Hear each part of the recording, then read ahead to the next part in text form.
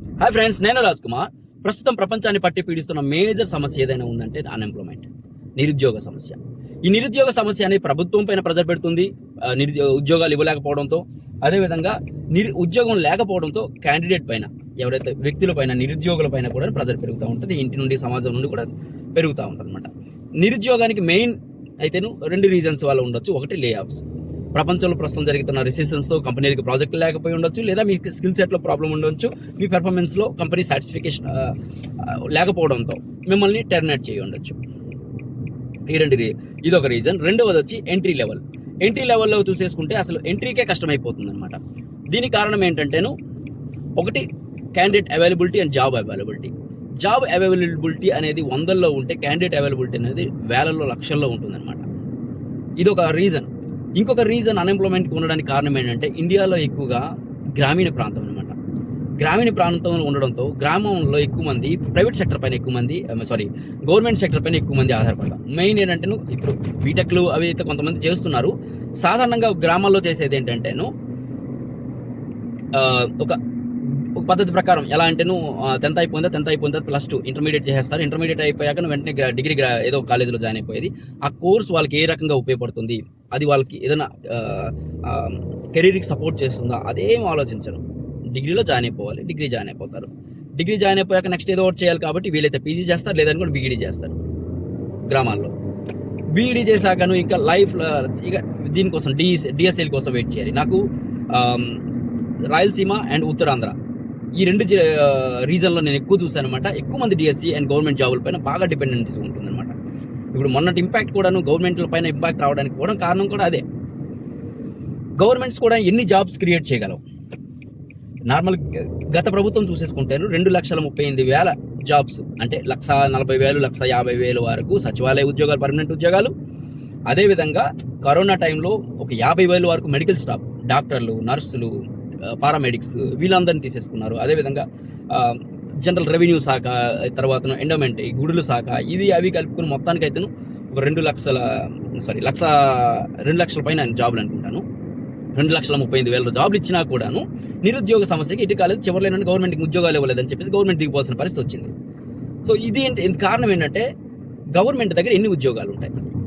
మేజర్గా జనాలందరూ కూడా గవర్నమెంట్ ఉద్యోగాలపైన, పల్లెల్లో ముఖ్యంగా గవర్నమెంట్ ఉద్యోగాలపైన డిపెండెన్సీ అనమాట. ఎప్పుడు 5 ఏళ్ళకి 6 ఏళ్ళకి, ఇప్పుడు గత 5 ఏళ్ళుగా 6 ఏళ్ళుగా చూసుకుంటే డిఎస్సీ లేదు. సో వాళ్ళ కెరీర్లో డిఎస్సీ అనేది వేస్ట్ అయిపోతుంది. అంత కెరీర్లో 5-6 ఇయర్స్ అనేది వేస్ట్ అయిపోతుంది. ఇలాగా మనకు ఉండే కెరీర్ లైఫ్ చాలా తక్కువ. మహా అయితే 30-40 సంవత్సరాలు పనిచేస్తాం కెరీర్లో. అందులో 5-6 సంవత్సరాలు దీంట్లో వెయిటింగ్లోనే పోతేను ఇంకేం చేస్తారు? అది ఇప్పుడు మన దేశానికి మిగతా దేశాలకి కారణాలు ఏంటంటేను, నేను మలేషియాలో పనిచేశాను, 8 ఏళ్ళ పాటు పనిచేశాను. అక్కడ నేను చూసింది చెప్తాను. అక్కడ క్యాండిడేట్స్ అనేవారు ఒక్క ప్రొఫెషన్ పైన డిపెండెంట్ అయి ఉండదు. మీకు మెకానికల్ ఇంజనీరింగ్ ఫీల్డ్లోనే తీసేసుకుంటాం. ఎలా అంటే, వాళ్ళ దగ్గర 10th క్లాస్ అయిపోయాకను చాలామంది అమ్మాయిలు, అబ్బాయిలు, చిన్న పిల్లలు, అంటే 18 ఏళ్ళు 17 ఏళ్ళ పిల్లలు ఫైర్ వాచర్లుగా జాయిన్ అయ్యారు. ఫైర్ వాచర్లు అంటే మీకు వెల్డింగ్ చేస్తున్నప్పుడు వాళ్ళు అక్కడ ఫైర్ ఎస్టిగేషన్ అది పట్టుకుని అక్కడ ఉంటారన్నమాట. Suppose in case of fire అయితేను వాళ్ళు యాక్ట్ చేయడానికి, అంటే దాన్ని రెస్క్యూ చేయడానికి కోసమని అక్కడ జస్ట్ కూర్చి ఉంటారు. ఫైర్ వాచర్ల కిందను, తర్వాత చిన్న జాబుల కిందను జాయిన్ అయిపోతారు అనమాట. దానికి ఒక హెల్మెట్ ఇస్తారు, ఆ రకంగా హెల్మెట్ ఉంటుంది. తర్వాత సేఫ్టీ కోర్స్ అనేది చేస్తారు, రెడ్ కలర్ హెల్మెట్ పట్టుకుంటారు. తర్వాత పెర్మిట్ అప్లికెంట్, PTW అంటారు, పెర్మిట్ టు వర్క్. ఇప్పుడు మీరు రిఫైనరీలు, కన్స్ట్రక్షన్ ఇండస్ట్రీలో ఏంటంటే పెర్మిట్ టు వర్క్ అనే సిస్టమ్ ఉంటుంది. అంటే ఒక ఏరియాలో ఒక టీం పనిచేస్తున్నప్పుడు ఆ ఏరియాలో ఇంకో టీం పని చేయకూడదు, ఎందుకంటే సేఫ్టీ. వీళ్ళు ఇక్కడ వెల్డింగ్ కొడతా ఉంటారు, అక్కడ ఎవడో ఆయిలింగ్ సర్వీస్ చేస్తూ ఉంటాడు, ఏదైనా చేస్తే అక్కడ మళ్ళీ ప్రాబ్లం వస్తుంది కదా. ఇక్కడ వీడు ఎలక్ట్రికల్ లైన్ ఇస్తూ ఉంటాడు, అక్కడ ఎలక్ట్రికల్ పైన ఏదో ఇది వేరే దగ్గర పని చేస్తూ ఉంటాడు. సో అప్పుడు యాక్సిడెంట్ అయ్యే అవకాశం ఉంటాయి. దానికోసం అని ఏంటంటే PTW అనే సిస్టమ్ ఉంటుంది, పర్మిట్ టు వర్క్.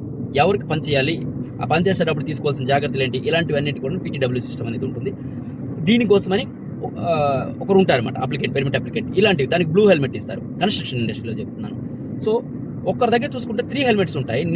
తర్వాత సూపర్వైజింగ్ స్కిల్స్, అంటే ఈ లేబర్ మెయింటైన్ చేయడము, మెటీరియల్ అరేంజ్ చేయడం, సూపర్వైజింగ్ చేయడం కన్స్ట్రక్షన్లో, ఇదనమాట. నేను చూసాను ఏంటంటే, మా కొలీగ్స్ అంటే మలేషియన్స్ ఏంటంటే కాంట్రాక్ట్ బేస్డ్, మలేషియాలో జాబ్స్ అన్ని కూడా అది కాంట్రాక్ట్ బేస్డ్ పైన ఉంటాయి. 2 years 1 year అలాగా కాంట్రాక్ట్లో తీసేసుకుంటారు. కాంట్రాక్ట్ కంప్లీట్ అయిపోయాక వెళ్ళిపోయేది అనమాట. నేను ఈ ప్రాజెక్ట్లో ఒకరిని చూసేటప్పటికి ఈ ప్రాజెక్ట్లో చూస్తే ఏదో ఒక ఇది బ్లూ హెల్మెట్తో కనిపిస్తాడు, పెర్మిట్ అప్లికెంట్ కనిపిస్తాడు. ఇంకో ప్రాజెక్ట్లో చూసేటప్పటికి రెడ్ హెల్మెట్లో కనిపిస్తాడు, ఇంకో ప్రాజెక్ట్లో చూసేటప్పుడు వైట్ హెల్మెట్లో కనిపిస్తాడు. అదే మన దగ్గర తీసేసుకుంటేను, నేను పర్సనల్గా ఫేస్ చేసిన ఇష్యూ ఏంటంటే, నేను హైదరాబాద్ సోమాజిగూడలో ఒక ఆఫీస్లో పనిచేస్తున్నప్పుడు మార్కెటింగ్ రీజనల్ హెడ్ని హైర్ చేసుకోవాలి ఫార్మా ఇండస్ట్రీలో. హైర్ చేసుకునేటప్పుడు అతనికి మంచి స్కిల్ సెట్ ఉంది, మంచి నాలెడ్జ్ ఉంది, బట్ ఎందుకు చేంజ్ అయ్యాడో తెలియదు. మధ్యలో లైఫ్ ఇన్సూరెన్స్, అంటే ఒక ఇన్సూరెన్స్, అది లైఫ్ ఇన్సూరెన్స్ ఏదో ఇన్సూరెన్స్ అనేది నాకు గుర్తులేదు ఇప్పుడు, ఇన్సూరెన్స్కి కొన్నాళ్ళ పాటు చేంజ్ అయ్యాడు, షిఫ్ట్ అయ్యాడు అనమాట. తన 15-16 ఏళ్ళ ఎక్స్పీరియన్స్లో ఒక చిన్న గ్యాప్ వల్ల షిఫ్ట్ అయ్యాడు. అది నేను సరిగ్గా ఓవర్లుక్లో చూసానా లేదు అనుకుంటే ఇగ్నోర్ చేశానా అని తెలియదు రిక్రూట్ చేసేటప్పుడు. బట్ నేనైతే కాల్ చేశాను అనమాట, ఇంటర్వ్యూ కాల్ చేశాను. ఇంటర్వ్యూ కాల్ చేశాకను ఇంటర్వ్యూ షెడ్యూల్ అయ్యింది, అన్నీ అయ్యి తర్వాత మా GMHRకి నేను CV అనేది ఫార్వర్డ్ చేశాను. అంటే నువ్వు ఇలా క్యాండిడేట్ ఇంటర్వ్యూకి వచ్చినా వెయిట్ చేస్తున్నారని చెప్పేసి GMHR CVలో చూసి నేను ఇంక నువ్వే మాట్లాడి పంపించేసాను చెప్పాను. కారణం ఏంటంటేను మధ్యలో అతను ఫార్మా సేల్స్ నుండి సేల్స్కి వెళ్ళి ఉన్నాడనమాట. అంటే నువ్వు ఇన్సూరెన్స్ సేల్స్కి వెళ్ళాడు అనమాట. ఏదైనా సేల్స్ ఒకటే. మన ఇండియాలో ఉన్న ప్రాబ్లం ఏంటంటే, మీరు HR కానీ మేజర్ కొన్ని జాబ్స్లో, అంటే హెచ్ఆర్లో ఉంటారంటే మీరు ఫార్మా HR అయితే మీరు ఫార్మాలోనే పనిచేయాలి, IT HR అయితే ITలోనే పనిచేయాలి, కన్స్ట్రక్షన్ HR అయితే కన్స్ట్రక్షన్లోనే పనిచేయాల్సి ఉంటుంది అనమాట.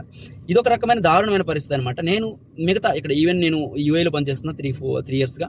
ఇక్కడ అలాంటి సిచ్యువేషన్ లేదు. మీరు కొనాలి 2-3 ఇయర్స్ ఈ సెక్టర్లో పనిచేసిన తర్వాత వేరే సెక్టర్లో పనిచేసినా కూడాను మీకు ఇటువంటి వచ్చిన అడగడం మీరు ఎందుకు ఇండస్ట్రీ షిఫ్ట్ అయ్యారనే విషయం. వాళ్ళు హైర్ చేసుకునేటప్పుడు ఆ స్కిల్ సెట్ ఉందా లేదా అనేది మాత్రం చూస్తున్నారు తప్ప మీరు ఎందుకు షిఫ్ట్ అయ్యారనేది క్వశ్చన్ రైజ్ అవ్వట్లేదు. మలేషియాలో సమస్య లేదు అసలు. మలేషియాలో మీరు ఏదైనా చేసుకోవచ్చు, అతను వాళ్ళకి కావాల్సిన స్కిల్ సెట్ ఉందా లేదని మాత్రమే చూస్తారన్నమాట.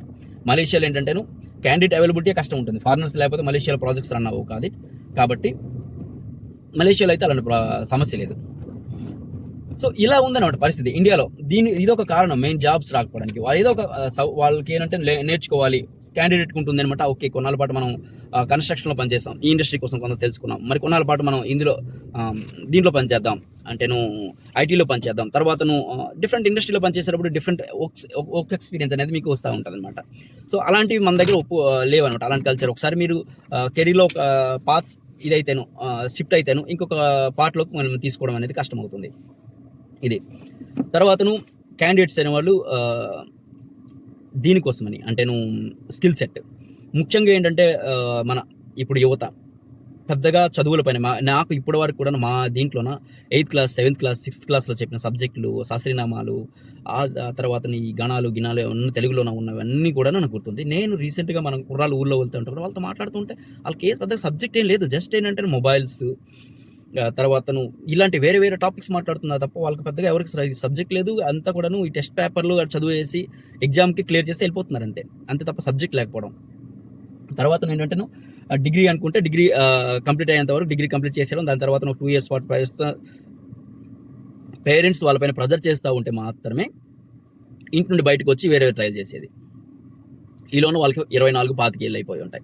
అంటే వాళ్ళకి పేరెంట్స్ డిసైడ్ అవుతారు, కానీ వీడి కెరీర్లో సెట్ అయితే పెళ్లి చేద్దాం అనుకుంటాను, అప్పుడు మాత్రం బయటకు వచ్చేది అనమాట. అంతవరకు ఎంజాయ్ అనే మూమెంట్లో ఉండిపోయేది. అంటే బ్యాలెన్సింగ్ లైఫ్ని బ్యాలెన్స్ చేసుకోవడం, ఉన్న సమయాన్ని లైఫ్లో ఉన్న సమయాన్ని బరాబర్ మనం యూజ్ చేసుకోలేకపోవడం ఇదొక సమస్య. స్కిల్ సెట్ని డెవలప్ చేసుకోలేకపోవడం ఇదొక సమస్య. ఎలా అంటే ఇండివిజువల్గా మనల్ని మనం ఒక కంపెనీగా ఫీల్ అవ్వాలి, మనం కంపెనీగా ఫీల్ అయ్యి మనల్ని మనం డెవలప్ చేసుకోవాలి, మమ్మల్ని ప్రమోట్ చేసుకోగలగాలి. అంటే ఇండస్ట్రీకి తగ్గట్టు, ట్రెండ్కి తగ్గట్టు మిమ్మల్ని మీరు అప్డేట్ చేసుకోవడం, ఇలాంటివి చేసుకోవాలి. ఎందుకంటే మనం కంపెనీ మమ్మల్ని హైర్ చేస్తుంది, ఎక్కడైనా కూడా హైర్ చేస్తుందంటే మిమ్మల్ని అలా అది తీసుకుంటున్నారంటే మీ సర్వీస్ అనేది వాళ్ళకి సేల్స్ చేస్తున్నారు, ప్రొవైడ్ చేస్తున్నారు. దానికి బదులుగా మీరు అక్కడ నుండి రెమ్యునరేషన్ తీసుకుంటున్నారు అనమాట. సో ఆ మైండ్ సెట్తో ఉండి దానికి తగ్గట్టు మీరు కీప్ ఆన్ అప్డేట్ అవుతూ ఉంటేను తొందరగా జాబ్స్ వచ్చే ఉంటాయి. తర్వాత మీరు ఎలా ఉంది అంటే మార్కెట్ని అండర్స్టాండ్ చేసేసుకొని మీరు ఆపర్చునిటీస్ వెతుక్కొని మిమ్మల్ని మీరు స్పాట్ అనాలిసిస్ చేసుకోవడం, స్ట్రెంగ్త్, వీక్నెస్, ఆపర్చునిటీ, థ్రెట్స్ ఇవన్నీ మీరు చెక్ లిస్ట్ చేసేసుకొని ట్రై చేసేసుకుంటేను బెటర్ అనమాట. ఎందుకంటే నాకు స్కూలింగ్లో నేను చదువుకున్న స్కూల్లోన నాకు దాన్ని ఏమంటే చదువు చెప్పిన టీచర్స్ ఇప్పటికి కూడా DSC కోసం ప్రిపేర్ అవుతున్నారు. వాళ్ళు టీచర్ జాబ్లు అంటే మీకు తెలిసే ఉంటుంది. మీరు దీనికోసమని దాన్ని ఏమంటారు బీఈడీ చేస్తారు, బీఈడీ చేసిన తర్వాత టెట్ ఏదో రాస్తున్నారు అనుకుంటాను, టెట్ రాయడం ఇలాగే ప్రాక్టీస్ అవుతూ ఉంటాయి. ఇంతవరకు కూడాను నాకు చెప్పిన వాళ్ళు ఇంకా కూడాను DSCల పైన ఇంకా ఆధారపడి ఉన్నారు. ఈలో నాకు 13 years సర్వీస్ అనేది వచ్చేసింది. ఇదనమాట, ఇది మెయిన్ సమస్యగా ఉంది. చూద్దాం ప్రభుత్వాలు ఏ రకంగా హ్యాండిల్ చేస్తాయి, తర్వాత ఏ రకంగా వెళ్తుంది అనేది.